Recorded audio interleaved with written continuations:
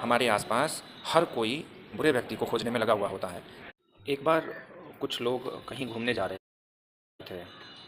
घूमने के दौरान उन्होंने नोटिस किया कि जब से वो घूमने निकले हैं तब से उनके गाड़ी पे, उनके रास्ते में बहुत से रुकावट आ रहे हैं। जैसे कभी बारिश होने लग जा रही है, कभी भूस्खलन हो जा रहा है, लैंडस्लाइडिंग हो जा रहा है।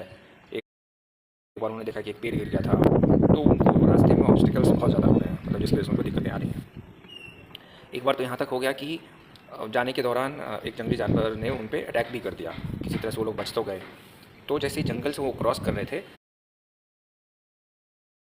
तो वहाँ पर एक ऋषि मिलते हैं। ऋषि मुनि तो आप जानते ही हो, उन्हें दुनियादारी से कोई मतलब नहीं होता है, लेकिन उनको ज्ञान बहुत होता है कि कैसे दुनिया चलती है और कैसे जीवन चलता है और दुखों का कारण क्या है। तो इसी के दौरान क्या हुआ, ऐसा हम लोग के साथ हो क्यों रहा है। ऋषि कहते हैं ठीक है चलो हम भी तुम्हारे साथ गाड़ी में सवारी करते हैं और फिर चलते हैं। ऋषि जब थोड़ी दूर लेके जाते हैं उन लोगों को, तो रास्ते में एक पीपल का पेड़ मिलता है। ठीक है, उनके पास जाकर के कि देखो ये पेड़ जो है यह बहुत ही अमृतमय माहौल होता है यहाँ का, तो ऐसा करो गाड़ी को यहीं रहने दो और एक एक करके उस पेड़ को आप लोग छू करके आओ। तो वो कहते हैं ऐसा क्यों। तो जो लोग घूमने गए हुए थे उनका ये कहना होता है कि ठीक है हम जाते हैं, लेकिन ऐसा आपने क्यों बोला है।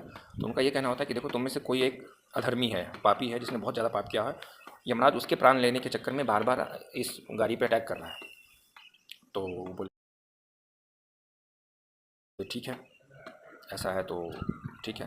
तो उनका ये कहना होता है कि जब भी तुम जाओगे उस पेड़ के पास, तो जैसे ही पेड़ को टच करोगे तो वहाँ पर एक झटका सा महसूस होगा और तुम वहाँ से दूर जा गिरोगे।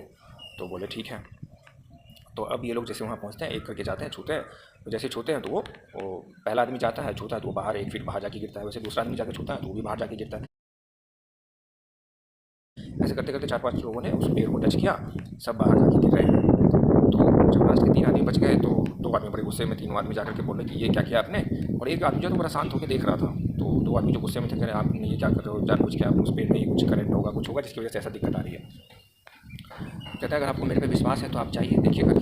तो लोग भी जाते हैं, तो ये फिर से वही बात है। जब वो लास्ट वाला आदमी पेड़ को टच करता है तो उसको कुछ नहीं होता है, वो एज इट इज़ खड़ा रहता है। तब ऋषि बताते हैं कि तुम सभी पापी हो और यह एक इंसान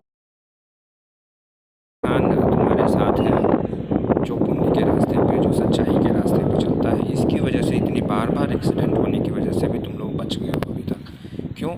क्योंकि वो उसकी पुण्यात्मा है, उसने जो ज़िंदगी में भी अच्छे कर्म किए होंगे उन्होंने, इसलिए तुम एक्सीडेंट से बच गए, जंगली जानवर से तुम लोग बच गए, बारिश में भूस्खलन हुआ तब भी तुम लोग बच गए। तो आज के दौर में हमारे आसपास हर कोई बुरे व्यक्ति को खोजने में लगा हुआ होता है, लेकिन कोई भी ऐसा नहीं है जो एक अच्छे व्यक्ति की तलाश करे। तो हमेशा 100 बुरे लोगों में एक अच्छाई ज़रूर होती है। तो हमें उन अच्छे लोगों को ढूंढना है जिसकी वजह से ये दुनिया टिकी हुई है। वो बहुत कम लोग हैं, मुश्किल से 10 में से कोई एक लोग होते हैं। तो अपने आसपास के अच्छे लोगों को पहचानिए, उनकी कदर करिए, उनका वैल्यू करिए, उनका सम्मान करिए, उनसे कुछ सीखिए। धन्यवाद।